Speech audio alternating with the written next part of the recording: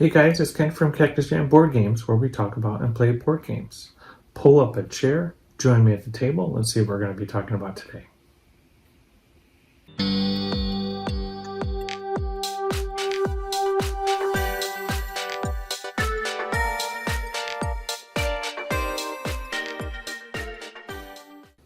Champions of Midgard is a 2015 game, a designer Oli Steinitz. It's a medium weight game. I think BGG's got it, well, let me just look it up. The weight is 2.6 out of 5, and BGG ranking right now is 117. So definitely up there. It's a pretty darn good game. We're not only going to be playing the base game, but we're also going to be throwing in the expansion. Normally I don't do expansion videos or include expansions in the videos that we produce here. But I think the Valhalla expansion is worth it. It's really, really quite good. Valhalla Expansion came out in 2017, and it takes the base game, Champions of Midgard, which is a very good game to start with, and it just brings it up to the next level and really makes it quite interesting. So, without further ado, let's just go ahead and jump into the overview, and then we'll get into the playthrough as well. So in Champions of Midgard, each player takes on the role of leader. In the context of the game, the local leader, or the previous leader, has died. And as a result, the fantastic or magical creatures that live nearby are attacking the village. These magical creatures include trolls and dwagger. So each player is going to take on the role of a leader to eventually become the next Jarl, the next king of this community. How does a player do that? Well, they get the most victory points. The person or the player who has the most victory points at the end of the game wins the game. How do you get victory points? Well, you defeat those monsters that are attacking the village, the trolls and the dwagger. And then you also go adventure overseas as well, and you fight fantastic creatures overseas. There's a number of different ways of getting victory points throughout the game, as I just described, and then there's some other mechanisms as well. It's got an interesting mechanic in that not only are there positive victory points or glory points, but blame can be put on players. If they are unable to complete certain tasks each and every round, blame will be distributed amongst all the players, or if one player is able to be successful at completing a certain task, they can push blame onto another player as well. As I kind of hinted at already, this is a turn-based game. There are 8 defined turns in the game. It's a worker placement game. Each player will have a set of workers that are going to go do tasks inside the village so that they can collect up warriors. The leader can collect up warriors and use those warriors to go defeat the monsters that are causing problems. So there's both workers in the game, but then there's also warriors as well. In both cases, there's a limit to number of workers you can have, and warriors you can have as well. So you've got to kind of budget how you want to use your workers and how your warriors can be distributed as well. You can see here that there's a number of different locations on the board where you can place workers. Wherever you see one of these circular symbols right here, this is where workers can be placed. The actions are taken immediately upon placing the workers when they're placed in locations shown here. The red locations, those actions, when you place your workers there, you are essentially reserving that spot for something that's going to be coming up later in the round. So we'll show you examples of worker placement at all of these locations during the course of the playthrough. There's a very nice turn track on the side of the board here where it describes the turn order, what you're going to be doing with the setup with the board first, kind of a cleanup from the previous round, then going into placing the workers. So you assign your workers, and again, there's different colored locations depending on whether those actions are going to happen immediately or a subsequent part of the round. Then you're going to assign your Vikings specifically. These are where your dice are going to come into play, and this is where you're going to assign your warriors. Then after that, there's going to be the cleanup, where you're going to be taking back your workers, collecting your dice that make it through the battle, and then clearing out the monsters that were not killed off in the previous round, replacing them with new ones, and setting up for the next round. As I said earlier, there's 8 rounds in the game. At the end of the 8th round, a final victory point scoring will happen. What does Valhalla do for you? Well, Valhalla, the expansion, introduces this concept that your Vikings, when they die, the Viking warriors, when they die as a result of combat or their adventures overseas, their spirits are then available for the player to use in Valhalla, and the spirits can do favors for the leader. There's an additional board that came with that expansion. That board is set off to the side here. It's got a couple different sets of cards on them where you can use those spirits in Valhalla to do actions, either get Valkyrie favors or use those spirits to go after fantastic monsters that are found just on this board. The dice are shown here, and we can see that these dice represent different types of warriors, including swordsmen, spearmen, axemen, shield warriors, and berserkers. And those are the warriors, the dice, that you're going to be bringing back to your player board and then use them on subsequent actions. Okay, this is one of our starting player, or one of our 2 players starting board and the player board area. And it's split into 3 sections here. This first one is where we have the name of the warrior, Gilfer it looks like, and it tells you what the special ability of this warrior is. And for example, this warrior does not pay any cost when they go to the merchant ship, and they can just take the items there for free. So each each leader will have their own special ability.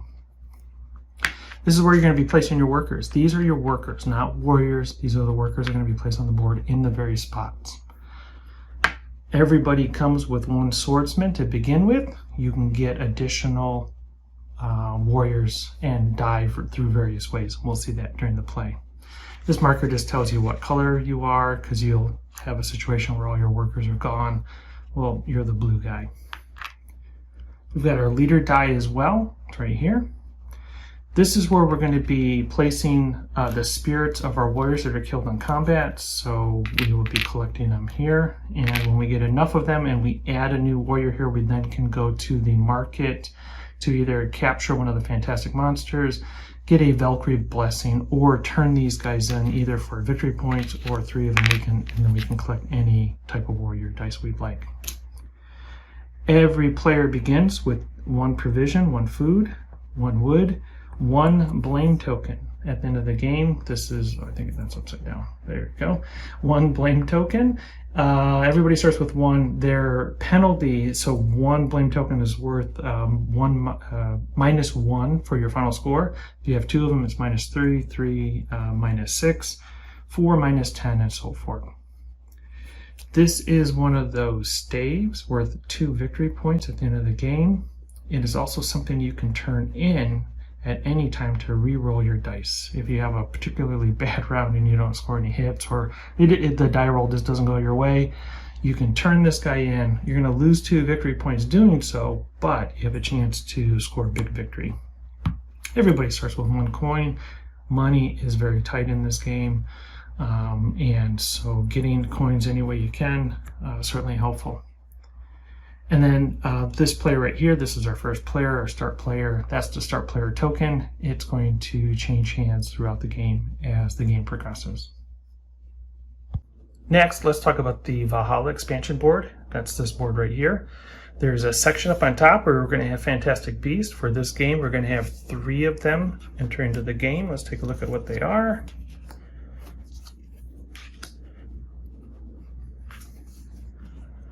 Okay, for this creature right here, here's the name of it. I'm not going to try to pronounce that. I'm just not going to do it. So what you're going to be doing is, whenever a warrior that you have is killed in combat or lost at sea, either from starvation or just because of one of the cards, you're going to collect one of these tiles right here, and you can see that you have tiles for different types of warriors that you might have in your crew that get killed. Okay, so we got the swordsman, spearman, axeman, shieldsman, I believe, and then finally berserkers. So let's say if you have a white die that is killed, you'll collect one of these guys and bring it back to your home board. Well, later in the game, you can spend those tokens. Anytime that you have a warrior that's killed of any type, you can then come over here and spend them to collect this card. There's 3 fantastic monsters on the board here. These are very, very strong creatures. You only have to use the spirit. You're not using the die, you're using the token. So these are warriors that have been killed in combat that you would use. And in this case, you would turn in 2 swordsmen, 1 spearman, 1 shieldsman, and then 2 of any type. Collect this card. This card gets you 9 victory points.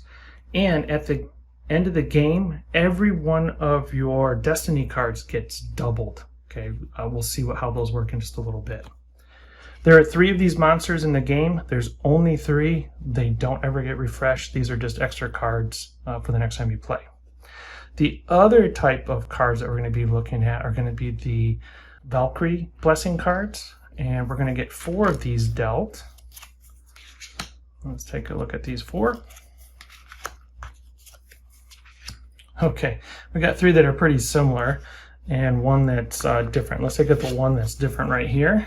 We've got the name of the blessing and the cost. In this case, it's 2 swordsman tokens and then 1 of any type. Remember, these are not dice, these are the tokens. You would need 2 swordsmen plus something else to be able to take this card.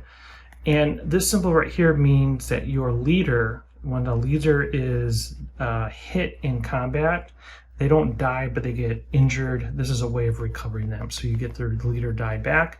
And then in this case, you'll be getting 3 of any type of resource, and that can be wood, food, or gold. The other 3 cards are all very similar. I'm just going to grab one of them for an example. And this guy is called Valhalla and Berserkers. It costs you 1 axeman plus 1 of any type of token that you might have. Get your leader back, and it gets you 1 of these pink die. So that's 1 of these guys here.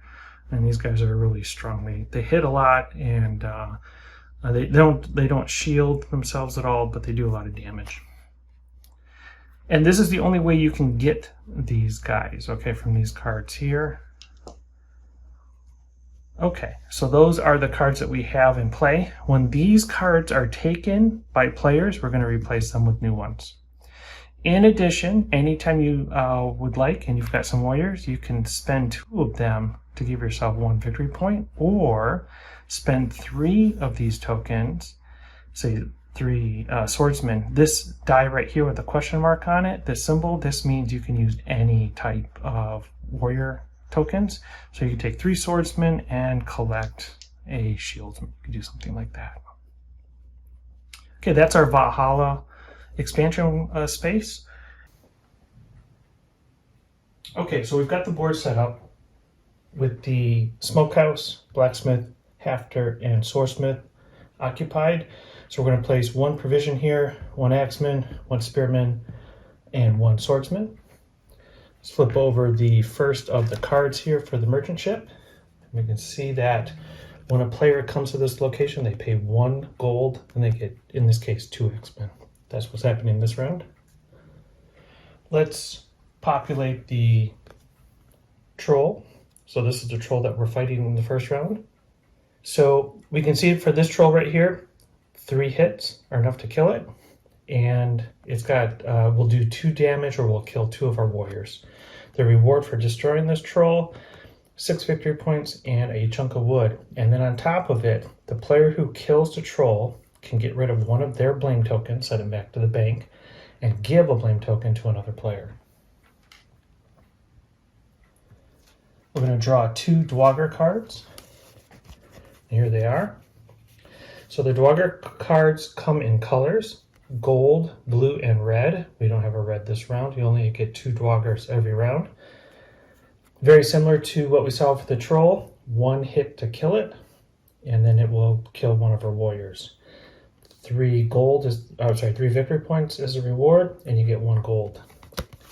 For this guy here, 3 hits to kill will kill one of our guys, 5 victory points, 3 gold, and in this case, Swordsman cannot be used to attack this dwarf. If you send a Swordsman dice to this location, that warrior is killed before the battle can even start. So don't send a Swordsman to this location. Okay, let's come to the bottom of the board where we're going to set up the monsters. We're going to draw the monster cards here. And we're going to draw 3 of them. There's a 4 space over here. This is only for when we have 4 players. In this game, we only have 2 players, so only 2 spots are going to be available or used. Sorry, 3. 1, 2, 3. The anatomy of the cards for these monsters is very similar to the Dwoggers. There's going to be a color. This one is gold. We have blue. The third type of color is red. We just don't have one right now. On the right-hand side, we see the number of hits needed to kill this monster. Over here, we see the number of hits or number of Vikings the monster will kill during battle. Down below, we see the victory points. And over here, we see the staves. Every time a monster is killed down here, a stave is awarded. So that's worth 2 victory points in the game. And the staves can be used to re-roll die. Before we go overseas to fight one of these monsters, we have to do a journey card. The first thing that happens with these long ships is that we place it in this position and then we wait until we get to the resolution phase of the game turn. It's at the end. Each player will reveal the journey card and have its effects on the Viking raid for this location. Then the Viking leader will have to feed the Vikings, and it's for these 2 locations because they're closer. It's 1 food can feed 2 Vikings. Farther away, 1 food is needed for every Viking that you bring. Once all of this is taken care of, then the Viking raid or attack on the monster can happen, where you're going to be rolling dice to see if you can score 2 hits, and then having the hits scored against your Vikings as well. If you succeed, you'll get the victory points in the stave. If not, your Vikings, well, they won't come home. They'll be dead at that point, but their spirits will be in Valhalla. Okay, so we've set up the board for the first round, and we are ready to start playing. Okay, the last thing that we need to do, there's just 2 more items. We've got to take care of the runes. So rune cards are shown here. Will have some sort of, it's going to have a name, it's going to have some sort of text down here, and it's going to give you victory points at the end of the game. You can activate these rune cards during the course of play, and if you do, the card can be used 1 time. Once you do that, you're going to flip the card face down in front of you, but keep it next to you because you will score the points that are shown here, regardless if you use the cards or not. So these 2 cards are going to be available for us in this play area, and let me just go through them real quick just so I can see. We have Resurrection. It's worth 1 victory point, and what it says is discard up to 2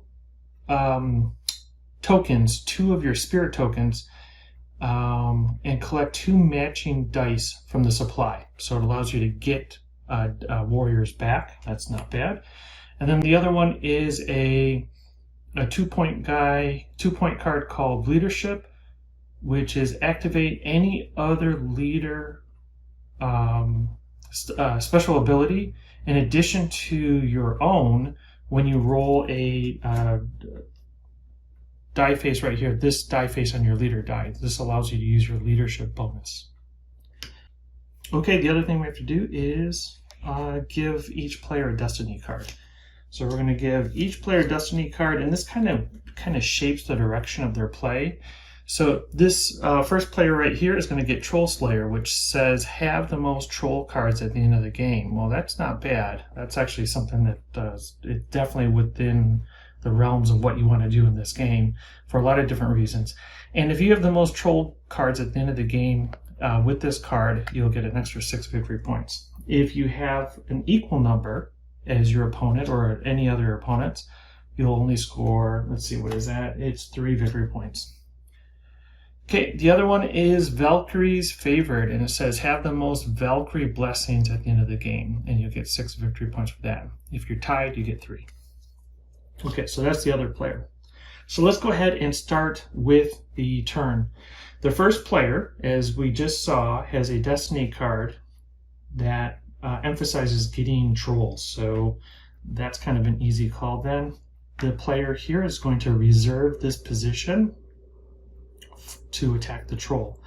If they're able to defeat it, they will collect that troll card, get the immediate benefits of this, and then work their way towards that end game goal of having the most troll cards. Now the other player is trying to get Valkyrie Blessings, and Valkyrie Blessings are all about having warriors killed in combat.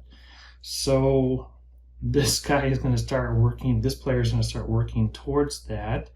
Well, we just need warriors. The first thing we're going to do is we're going to go to the Jarl's Longhouse. And what it says there is take one Swordsman cube, add it to your collection of warriors, and then also take the first player marker. And now this player will be first player next round. Okay, back to the first player. Each player has 4 workers to begin with. They do have the ability to go to the worker's hut, and if they're the first player to do so, they're able to collect their worker if they pay the full 5 gold piece amount.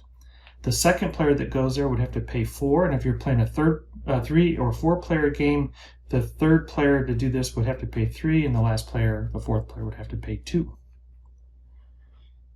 Okay, so let's go back to the first player, and they're going to try to get some more warriors here, and they're going to grab, oh, sorry, there's a much better spot. So the special ability for the first player is that that player does not have to pay when they go to the merchant ship.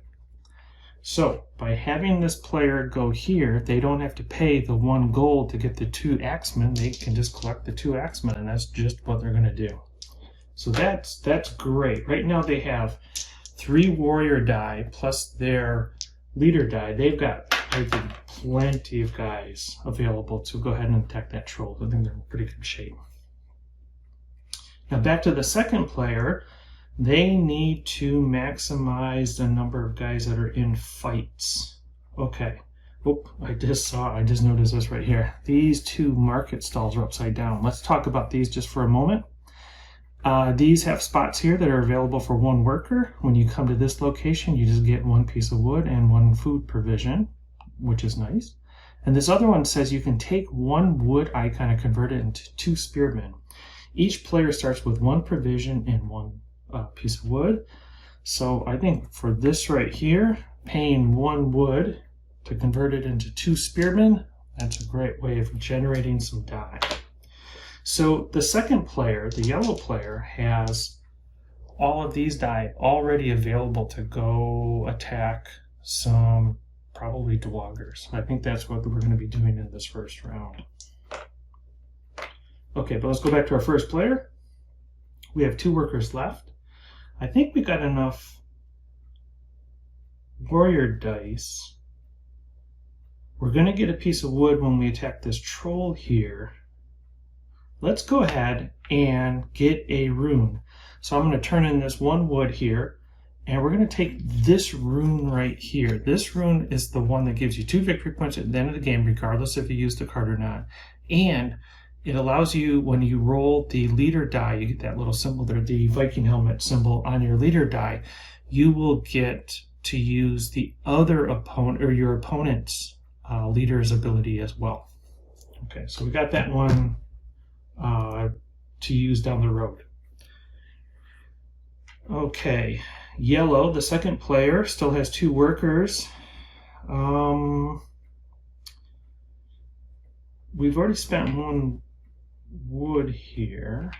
Oh, to get the 2. Yeah, let's go here to this stall and get 1 wood and 1 provision.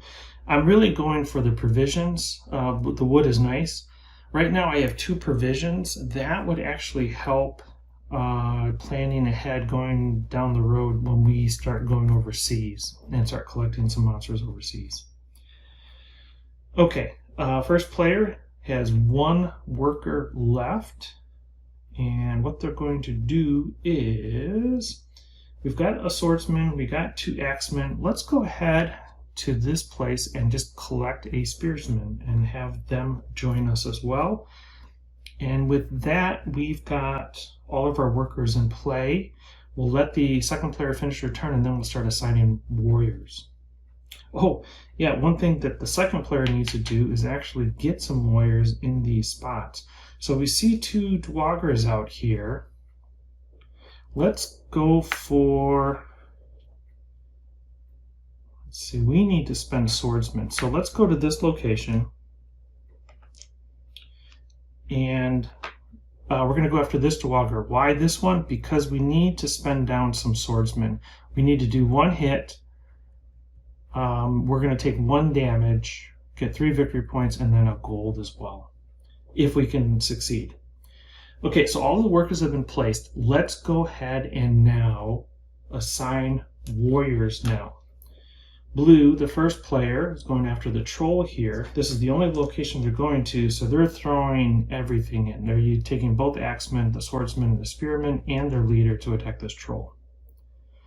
For yellow, we're going to be taking... Oh, heck. We got everything. Let's just throw everything here as well. It's kind of a quiet round. We've only got 2 battles total of the 3 spots that are shown here, and then the 3 spots that are down here. Yeah, not a lot of action going, but I think yellow wanted to build up for some future actions, and that's why they didn't jump in and attack the second dwarger. But let's see how it works out. So blue is going to go first. Let me take a step back. The order of play is you're going to go to the hunting grounds first. If there's any workers here, you'll have dice here as well. And for every success, for every hit that you score with your hunters, when you roll the die, you'll get a chunk of meat. This is a nice way of building up provisions for a trip overseas. Then we're going to do trolls. Then we're going to do dwargers. And then finally we'll do monsters. So we do have a battle here for trolls. Oops. We're going to roll the die. Here we go. So this is what we've got here for this roll. We got a lot of hits. Our leader hit once, our swordsman hit twice, our axeman hit a total of 3 times. A grand total of 6 hits are scored.